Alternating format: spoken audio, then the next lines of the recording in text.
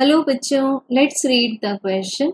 Which one of the following statements is correct? So हम जब options को read करेंगे बच्चों, तो इसमें से हमें करेक्ट स्टेटमेंट को चूज करना है. And to read every option we will start in the case of, इसको ज्वाइन कर देंगे. So in the case of sharing stress there is change in volume. Then second option है hydraulic stress के बारे में. Third is again for shearing stress and fourth is again for hydraulic stress. तो बच्चों सबसे पहले तो हम समझ लेते हैं कि what are the differences between shearing stress and hydraulic stress. तो अगर हम बात करें शेयरिंग स्ट्रेस की, so this type of stress which causes a change in the shape of the body is called as shearing stress. Then hydraulic stress, a stress which causes a change in the volume of a body. So इसके लिए हम मान लेते हैं इस तरह से एक शीट.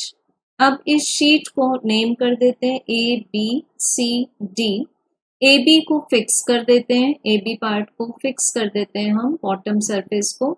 देन यहाँ पर जो DC है उस पर हम लोग अप्लाई करेंगे एक टेंजेंशियल फोर्स. सो जो D एंड C पॉइंट्स हैं वो अपनी रिस्पेक्टिव प्लेसेस से इक्वल डिस्टेंस से फोर्स के डायरेक्शन में शिफ्ट हो जाते हैं. और जब हम इनको फिक्स एंड से ज्वाइन करेंगे तो angle will be developed there. So ये जो डिस्प्लेसमेंट्स हुए वो X थे.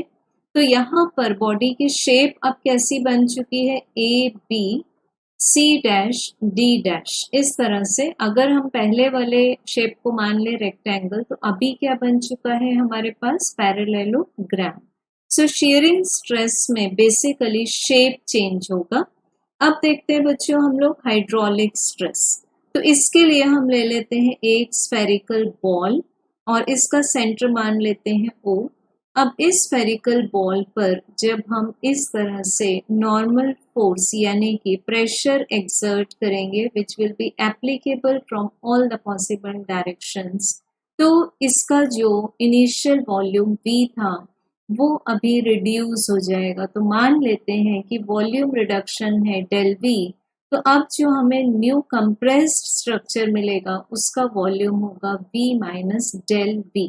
सो ये पहले भी स्फेरिकल ही था और प्रेशर अप्लाई करने के बाद भी इसकी शेप स्फेरिकल ही रही.